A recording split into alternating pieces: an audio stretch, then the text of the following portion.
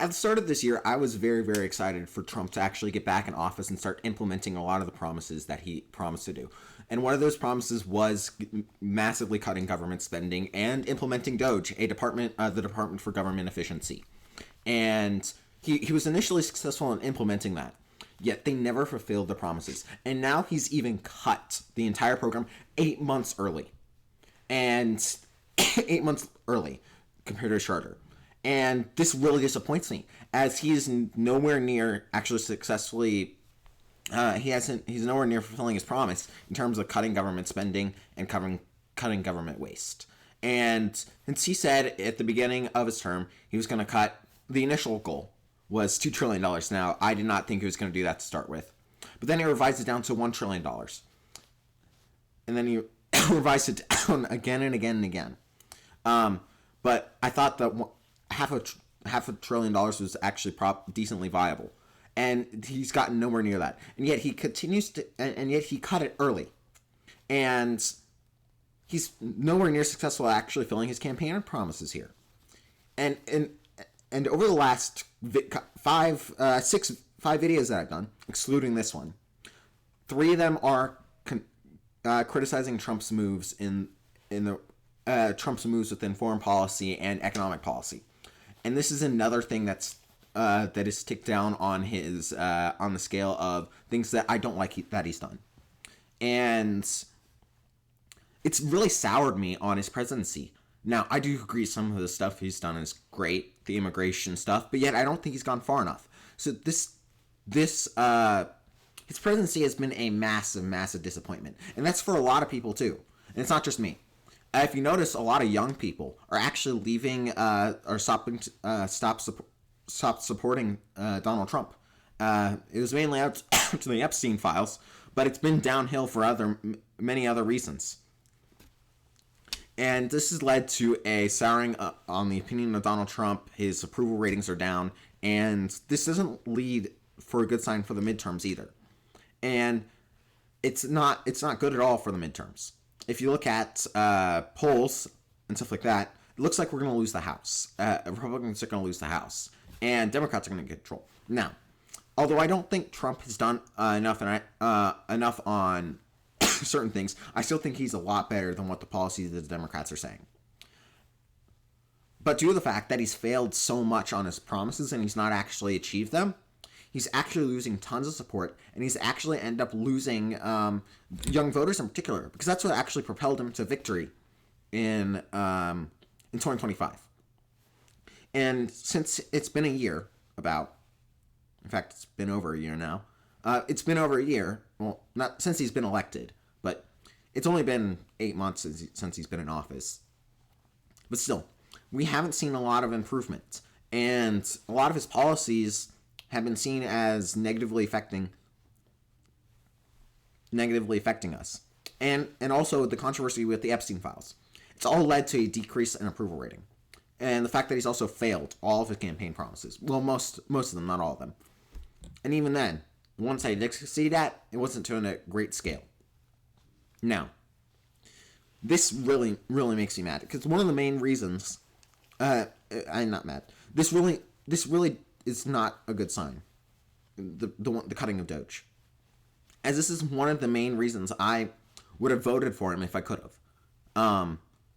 As I'm below 18, but you know.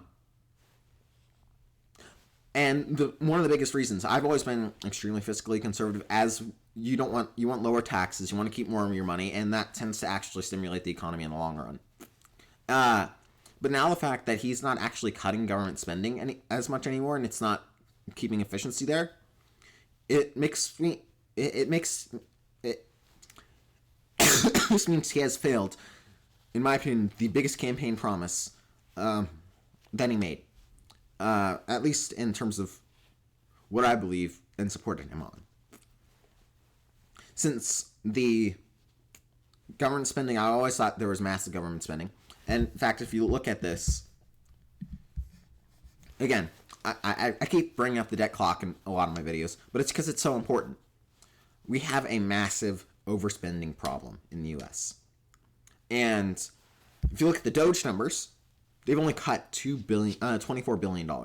And their goal, again, it was restated down. It was originally 2 trillion. Now it's restated down to 1 trillion. And their goal should have been, as you can see on the DOGE clock and see goal, it's supposed to be $720 billion by this time. And that's not assuming we have the next 8 months. But now the fact that it's nowhere near that goal. In fact, it's 1/5. And since the goal is $1 trillion, the revised goal, 2.14 is about 1/5 of that goal. So they're 80% off their goal. This means that they absolutely failed. And that's not good at all. And additionally, I think the DOGE thing should have been kept there in the first place. Forever, actually. Since you wanted a Department of Government Efficiency to actually oversee government operations and making sure they're efficient. It allows for more, less money to be wasted. And the fact that he just removed that makes it so he doesn't seem like he's committed to the goal anymore. And committed to the goal of reducing government spending and reducing government corruption. In fact, it seems like he's actually bending the knee to corruption now. And it's not... I don't think it's in any way... He's been anyway successful in his presidency. And this is mainly why he's been losing so much support among Republicans. He's failed at the Epstein files. He's failed at cutting government efficiency. He's been sort of successful on immigration, but he hasn't been successful enough. And many people on the Republican side are actually pushing for more extreme, removing more and more of immigrants and trying to get as many out as possible. So he's minorly failed on that, although he's mostly successful. Then he's failed on the Ukraine war. And if you look at all of his campaign promises, he's not really done a lot of them. In fact, the major ones, he's not really done a lot. And this makes... in fact, he backtracked on some of them, particularly Epstein files. He backtracked and said he wasn't going to actually get them out. Now, he did eventually get them out. But he did it in a way to where he seemed like he was initially opposed, and he didn't actually fulfill his promise. Now, in a way, he did fulfill his promise. But it wasn't good optics for him, as he initially stopped it. Now, this has led to a massive decrease, particularly among younger supporters. And also it's leading to more helpless, younger people feeling more helpless and more helpless, as now the one side that was actually saying stuff that was actually trying to get, the side that was actually trying to make change, the side that was wanting to change the government, get rid of a whole bunch of stuff, decrease the size. And it discouraged them. And it discourages me. Because now it's not actually happening. The decrease is not happening. And a lot of the promises aren't happening. So this is making younger voters feel hopeless. And it's not good, particularly for a Republican side. Because we also had a lot of infighting recently. In my last video, Marjorie Taylor Greene left due to infighting. There's been the infighting between Tucker Carlson, Nick Fuentes versus Ben Shapiro and his group. This has led to more and more young voters actually leaving the party and getting less and less support. It's also causing them to go more extreme. You can see this with the rise of socialism, with Mondami winning in New York. Then there's also the rise of the far right increasing too. So it's leading to more, the fact that he's been unsuccessful in a lot of these, it's leading to even more division within our nation. Along with the fact that he's not actually solving the long-term issues, which are going to have a massive negative effect on our economy. He promised to cut this down, the federal spending deficit, by a lot, and he hasn't done it yet. And he's been unsuccessful, and it's disheartening and to see how unsuccessful he's been. Now, hopefully he does improve in the rest of his presidency. But right now, I don't see a way for him to do that very well. Now, if he actually goes more extreme and actually starts doing a lot more stuff, then a lot more of the immigration, getting stronger crackdowns on immigration, and particularly arresting people at ICE protests that are protesting and being violent against ICE, that would probably get him more support. Epstein files is already too late there. Finding a way to cut even more spending. Question is how, without tanking the economy. And that's another thing. A lot of young people are feeling hopeless within our today's economy, and that's not another reason that they're not. Another reason Trump's losing a lot of support, because they thought he would change things, make younger people actually be able to get jobs and be able to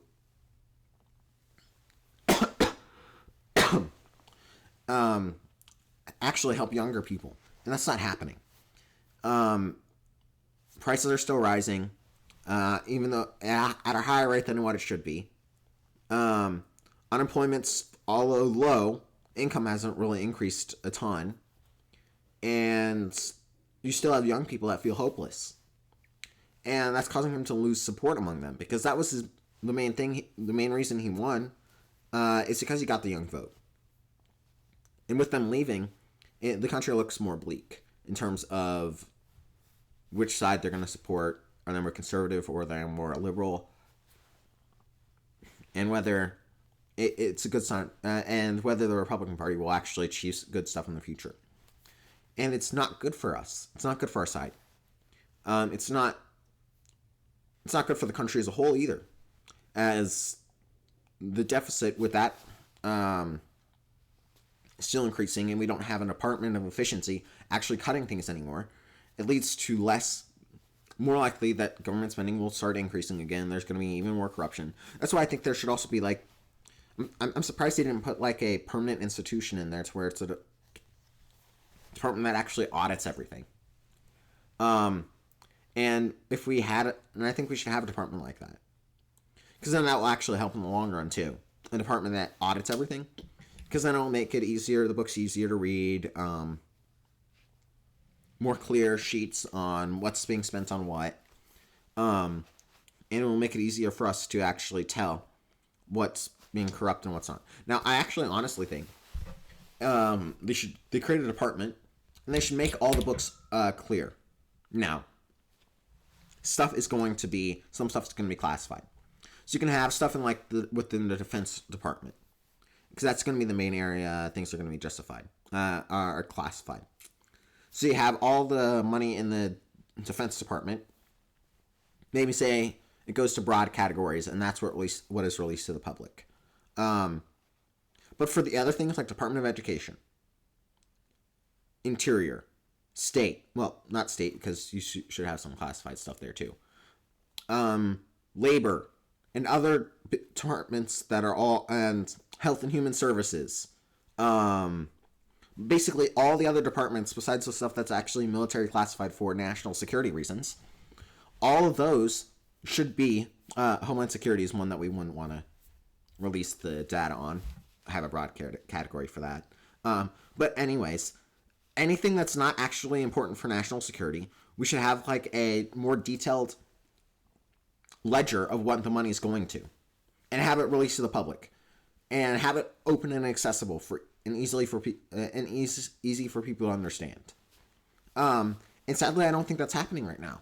If you don't and it's not going to happen, because again, we've lost the Department of Government Efficiency, and the government's not very open to transparency. So it's a lot easier to find, due to the fact that they're not open to transparent, due to the fact that they're not transparent, it leads to,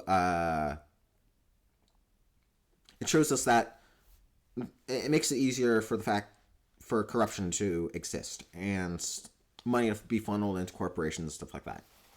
And we need to find a way to make it more transparent. And right now, I don't think Trump's going to do that. And That's sad because it's not. It's not. It's not actually helping the country. And one of the things he promised on was cutting government and making it more transparent. And he's not done that. So he's failing all his promises. He's not helping out the country. Failing all his promises. He's not helping out the country like he said he would. And honestly, I'm soured on his presidency. And I support him over Democrats, that's for sure. But right now, I think we should have had someone else in the presidency. I wish we had someone else as president right now. And this also means that there's less of a shot that J.D. Vance becomes the nominee in 2028. Because the more people sour on Trump, the more likely he's going to lose support, and more likely someone like Ron DeSantis or Nikki Haley would come in.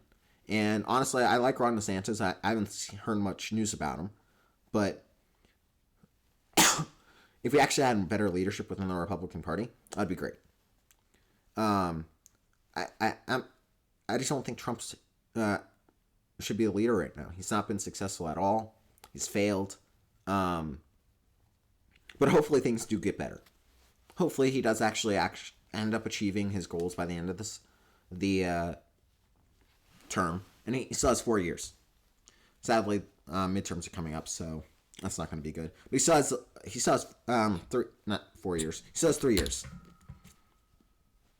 And to achieve his goals. And hopefully he does. But my hopes are not very high right now. I don't have strong optimism for it. But hopefully he does achieve it. And if he doesn't, then we'll probably lose the presidency next term. Democrats will win, and we're not in a good position as a nation, as they'll probably lead us even down an even darker path. But yeah, it's not. We're not in a good state. But hopefully, Democrats actually. Hopefully, we actually. Hopefully, he does achieve his goals and everything, and his campaign promises. But I don't see it happening in the near future. Just hopefully he does.